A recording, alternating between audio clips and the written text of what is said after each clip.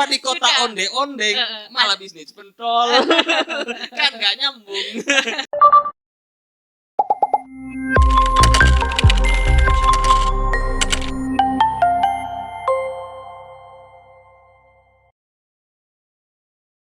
Hidup itu penuh ujian, kalau penuh ujian namanya onde-onde. Selamat datang Bu Indrias Kristiningrum dari kota onde-onde. Iya nggak sih? Mojokerto ya, kota Mojokerto. Iya benar. Sehat Bu sekarang? Alhamdulillah sehat Mas. Masih sehat ya? Masih barbershop masih? Barbershop masih. Gimana nih? Potongan rambut saya gimana nih? Aman ya? Aman. Cuma kurang sedikit rapi sama kurang minyak saja. Wah, kurang minyak. Kurang Padahal pomade. kita sudah pakai pomade karena sudah seharian ini tadi. Biasanya saya digaris di sini Bu, biar tambah keren. Bu Indrias ini dari Bawaslu Kota Mojokerto. Iya. Saya di Mojokerto itu kan yang saya tahu itu ada 2 perempuan, 1 laki-laki dan korseknya juga perempuan. Iya. Saya tidak membayangkan bagaimana tertekannya Pak Ulil itu. Makanya sulit tumbuh Pak Ulil itu. Karena mungkin dikelilingi oleh perempuan-perempuan. Korseknya juga Bu siapa? Bu Endar. Bu Endar. Ya. Bu Endar itu memiliki kesamaan dengan Bu Kabak kita. Dalam iya. hal fashion. Hanya 2 di Jawa Timur, Bu Kabak dan Bu Endar. Endar. Aduh, saya nggak membayangkan Pak Ulil gimana nih menghadapi 3 perempuan sekaligus sementara dia ketua, dipilih ketua. Secara gender kan, kalau ngomong laki-laki dan perempuan kan 2 perempuan laki-laki. Kenapa percaya ke Pak Ulil untuk jadi ketua waktu itu? Sebenarnya Pak Ulil itu tidak tertekan ya Mas. Dengan adanya 3 perempuan itu sebenarnya Pak Ulil malah lebih, bahagia. malah lebih santai dia. Di rumah ada 1, di kantor ada 3. Wah, seru sekali. Dikelilingi oleh para perempuan luar biasa. Sri Kandi. Iya nggak sih? Iya. Kenapa ketua dipilih yang laki-laki yang di Kota Mojokerto? Kemarin memang kita bertiga itu ketika pleno mempertimbangkan lebih ke pengalaman ya Mas. Saya sendiri pengalaman saya sebelum menjadi Bawaslu itu non jauh hanya sebagai Panwascam dan Budian alumni perbankan iya, dan Pak Ketua sendiri sudah pernah menjadi Panwascam. Beliau selain Panwascam juga Panwaslu. Kenapa Panwaslu Kota Mojokerto. Kenapa kemarin ketika rapat pleno kita bersepakat kalau Pak Ulil lah menjadi ketua. Iya, semoga nggak tertekan Pak Ulil. Bikin podcast juga Pak Ulil soalnya biar dibalas di podcastnya. Kita omongin aja di sini. Maaf ketua ya. Aduh, saya nggak membayangkan jadi Pak Ulil ya. Tapi selain di Bawaslu juga ini ya Bu ya, usaha barbershop berkembang atau gimana nih? Pandemi nih sekarang nih kan? Memang karena pandemi itu pasti berpengaruh ya Mas. Iya. Tidak hanya di lingkungan Bawaslu. Iya, semuanya. Anggaran dipangkas. Selain anggaran dipangkas, rapat juga secara daring kan kalau Bawaslu. Iya benar. Tapi kalau potong rambut mana bisa daring ya? Iya. Sama. Secara online nggak bisa kalau potong rambut. Nggak bisa. Pengaruhnya memang secara finansial kalau potong rambut. Biasanya dalam 1 hari itu ada 30 customer yang datang ke tempat potong rambut saya. Sekarang hampir separuhnya Mas. 15. Iya 15, terkadang juga 12. Nggak pernah di atas 15. Lebih hampir separuh ya. Iya. Ada ya. Iya benar. Iya benar kata Bu Indrias ya, nggak bisa daring ya. Iya. Sama kayak misalkan pramusaji atau OB. Nggak bisa WFH kan. Masa bersihin kantor pakai WFH? Nggak bisa. Bersihnya di rumah tetap kantornya kotor. Aduh, ya Allah. Selain di ini mana lagi nih Bu? Katanya kabarnya nih bisnis pentol. Iya nggak sih? Kenapa di kota onde-onde malah bisnis pentol? Kan nggak nyambung. Nggak jadi. Atau gimana? Sudah tahu ya berarti Mas Haji ya. Iya harus tahu dong. Tapi belum pernah merasakan pentol. belum. Pentol Bang Jali.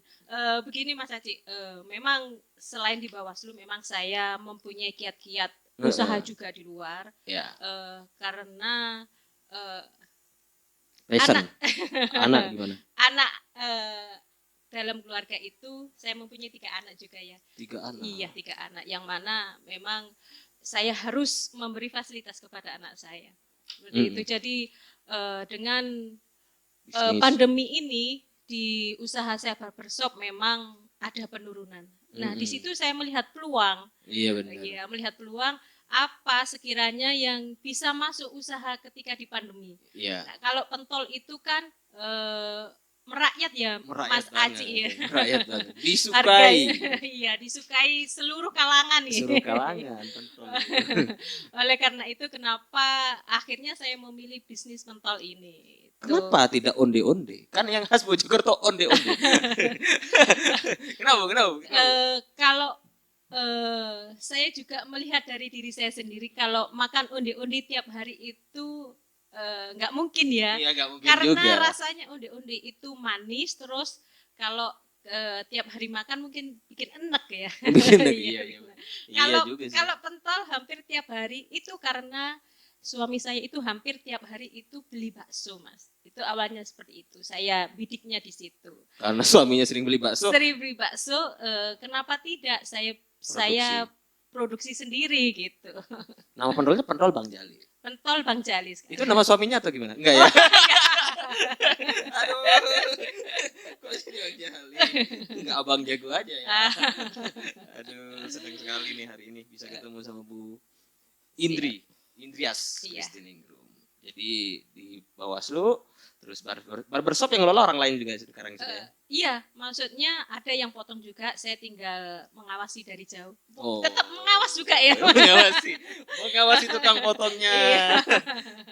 Semua itu kan bisa teknisnya, Mas. Teknisnya, iya. Di barbershop dipasang CCTV, jadi setiap sore atau malam saya cek CCTV, terus anak-anak store gitu aja. Wah, enak bos, enak kerjanya bos. Terus di pentol Bang Jali ini juga sudah jalan, manajemennya sudah jalan? Sudah jalan, iya. Di pusat kota ya Pak? Iya, saya ada 3 titik Mas, pentol Bang Jali. Ya. Di mana nih bisa berkabar nih? Kalau di kota ada 1 titik, di kabupaten ada 2. Malah menjajah kabupaten. Warga kota menjajah kabupaten. Iya sih, karena mungkin di sana sudah banyak sekali orang yang berbisnis onde-onde ya Bu. Iya. Kayak di Sidoarjo ya. Sidoarjo kan dikenal kota udang. Kan gak mungkin tiap hari juga orang makan udang gitu kan. Malah ini, apa makan apa mas bagus? Cupang, apa namanya? Kupang yang khas. Kupang. Dan di tengah pandemi memang ini ya Bu ya, harus kreatif juga ya Bu ya. Iya, betul. Karena semua hal kan menjadi harus adaptasi dengan kebiasaan baru. Barbershop berkurang, kita cari peluang di pentol. Mungkin nanti cari peluang lagi di mana gitu ya Bu ya. Iya enggak sih? Iya betul. Bisa jadi seperti itu. Saya baca juga nih tulisannya Bu Indrias di sini nih. Bu Indrias nulis juga ya di Perempuan Yang. Menjadi bagian penulis. Iya. Nulis di tentang pabrik perempuan pabrik. Ya enggak sih Bu? Iya benar. Kalau dalam tengah pandemi ya Bu ya, perempuan-perempuan pabrik kayaknya juga rentan jadi korban PHK, benar nggak sih Bu? Iya, benar sekali. Saya pernah baca data, kalau nggak salah sudah jutaan orang pada bulan Juli 2020 lalu, 2000 tahun yang lalu ya, itu sudah di PHK. Sekarang gimana Ibu melihat buruh pabrik perempuan itu? Yang pastinya di Kota Mojokerto itu ada 1 pabrik yang sangat besar juga ya Mas. Itu pun pabrik sepatu yang terkenal juga di Indonesia juga. Iya, yang memproduksi sepatu yang biasa anak-anak dipakai sekolah itu ya.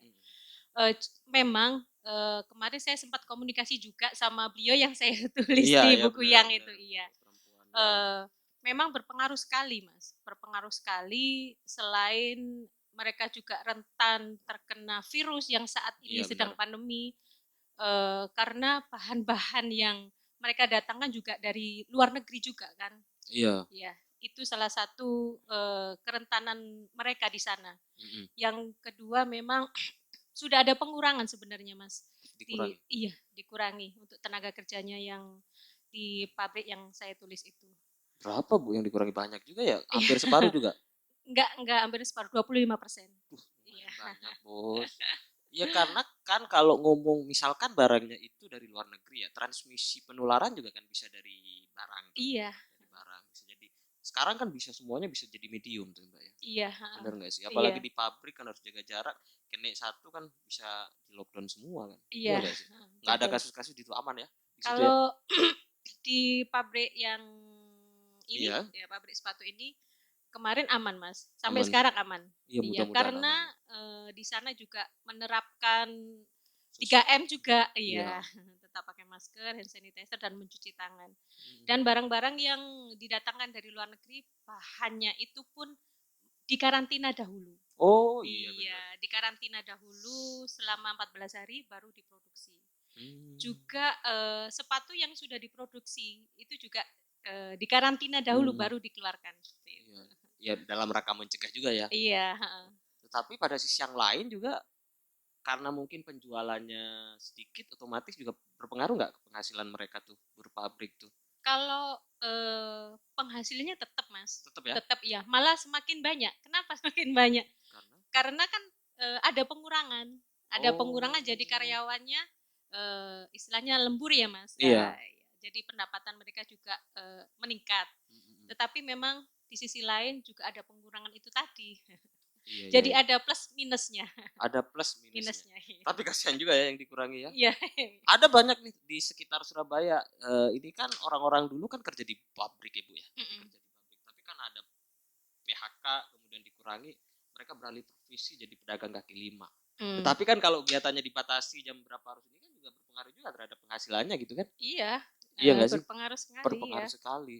Dan perempuan bagi saya adalah salah satu faktor penting ketahanan keluarga, benar nggak sih Bu? Benar sekali. Benar sekali, karena sudah jual pentol sama barbershop, nggak hanya dalam rangka untuk nyari restoran aja, iya nggak sih Bu? Iya, ada proses juga kan, lama kan manajemen begitu kan? Iya benar. Butuh modal juga kan? Iya. Memang kalau jadi pengusaha itu ya Mas, sisi lain pengusaha nggih, harus siap segala resikonya, siap untung dan siap rugi juga. Begitu juga saya,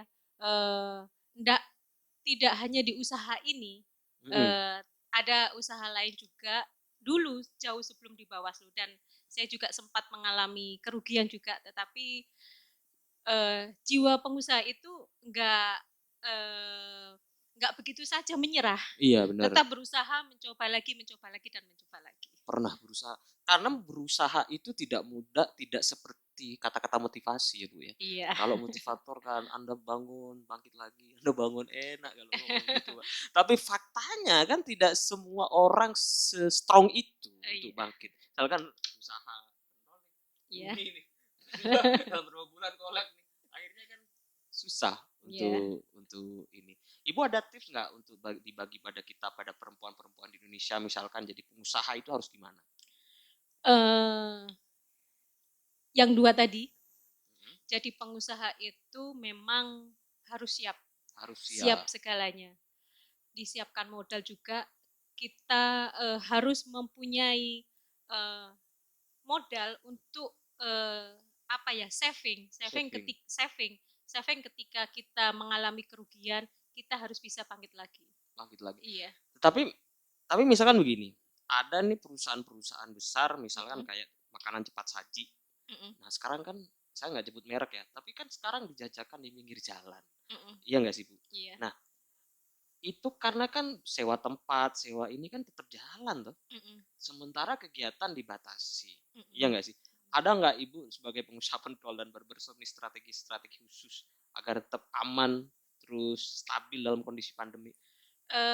Kalau yang sekarang yang kita gunakan adalah media sosial Mas. Oh itu yang terpenting.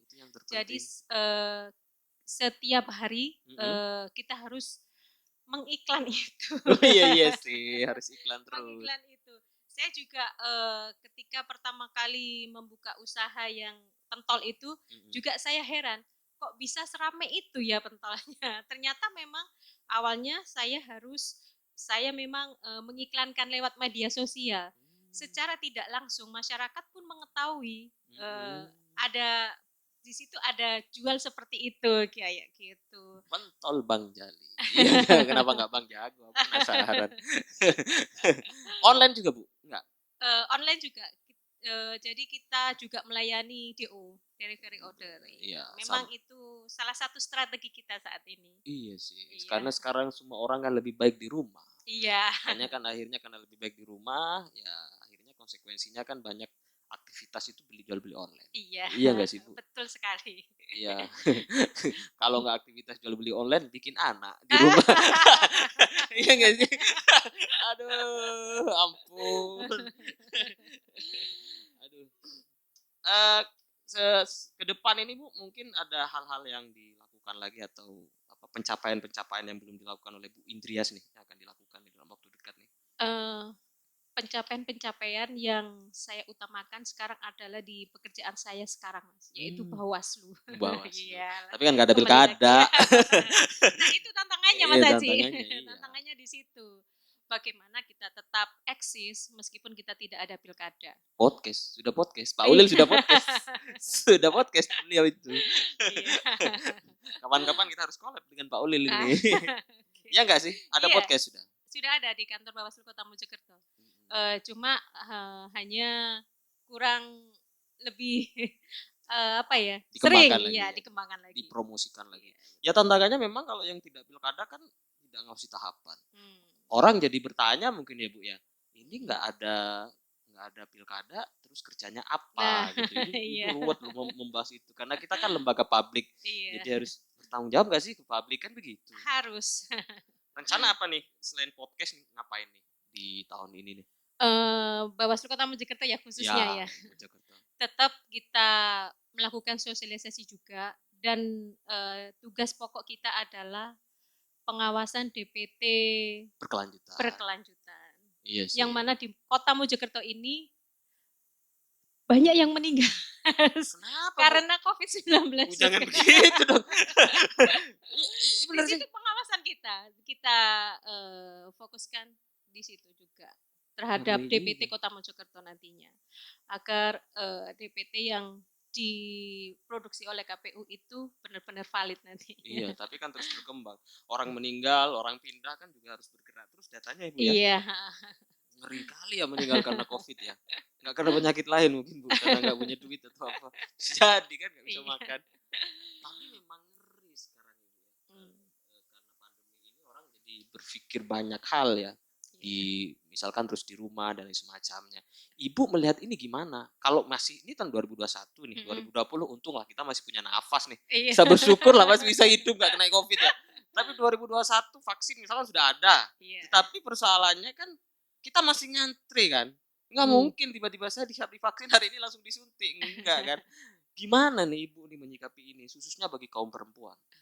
Apalagi yang di kabupaten kota kan antriannya paling terakhir ya. Iya, dari provinsi ya. Iya benar. Yang terpenting kita tetap 3M, memakai masker, memakai hand sanitizer, sama mencuci tangan. Itu sama menjaga kesehatan juga, meminum vitamin juga. Iya benar. Dan yang terpenting adalah bahagia. Bahagia itu bisa meningkatkan imun. Iya benar-benar. Imun. Ngerasa nih orang juga bikin bahagia. Oh gitu ya. Aduh. Iya gak sih? Iya Bu. Tapi orang kan susah bahagia kalau misalnya nggak punya duit. Iya gak sih?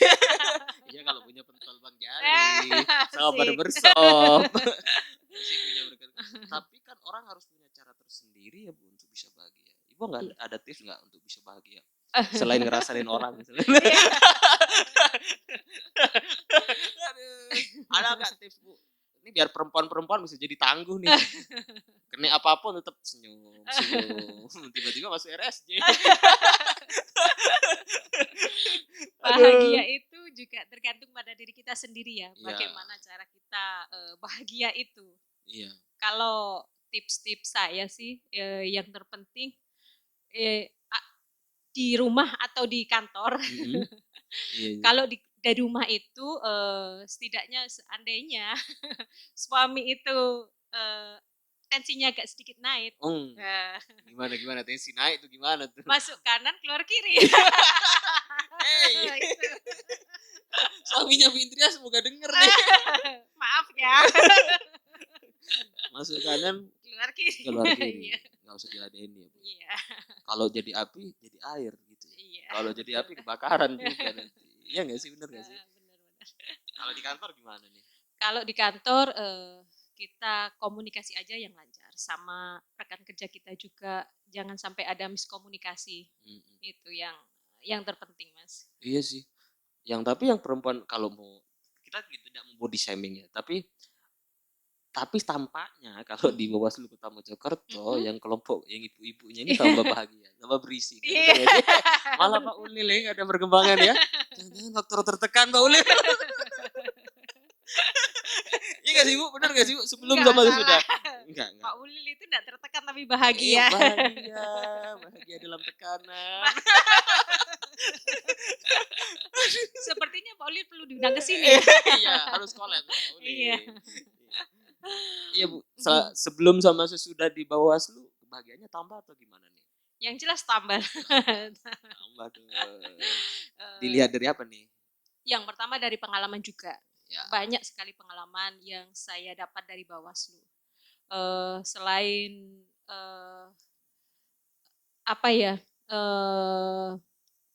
pengalaman tentang pengawasan juga, pengalaman tentang hukum juga, pengalaman tentang Iya, banyak hal ya.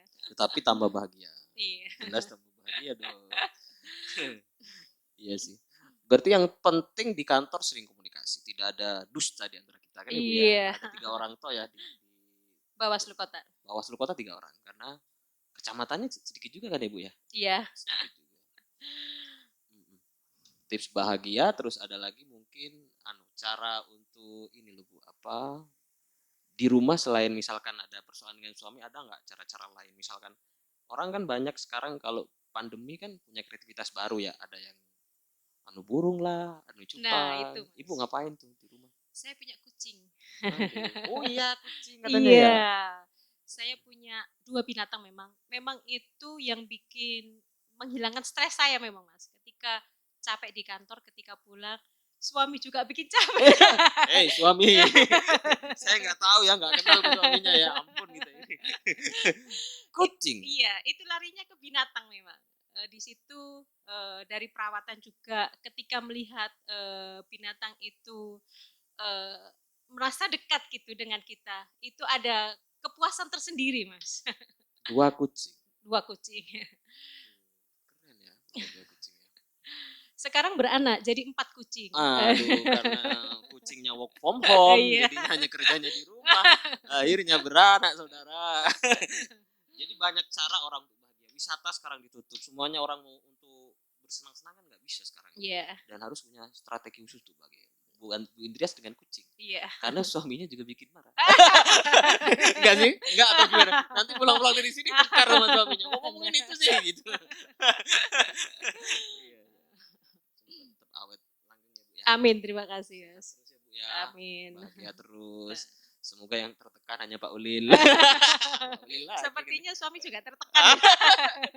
semoga usahanya juga lancar Bu. Amin, terima Pasca kasih. dari ini banyak yang beli karena nonton podcast Bawaslu misalkan, cari tuh pentol Tol Bang Pangcali. Iya enggak. Barbershopnya apa namanya Bu? Pangeran Barbershop. Anda kalau di situ langsung jadi pangeran. Iya. Jadi raja, dari gembel jadi raja. Jadi semrawut jadi ganteng. Itu aja mungkin Bu. Makasih ya atas waktunya ini sudah dikode-kode nih sama ini. Oke. Matur suwun atas waktunya. Mohon maaf kalau ada salah. Salam Sama-sama. takdim ke suaminya, enggak ada maksud untuk ngomongin. Ke Pak Ulil juga mohon maaf. Sama-sama. Jadi kalau mau balas harus dibalas di podcastnya dong. Jangan kemudian SP. Makasih Bu Idras. Sama-sama Mas Haji. Assalamualaikum warahmatullahi wabarakatuh. Waalaikumsalam warahmatullahi wabarakatuh.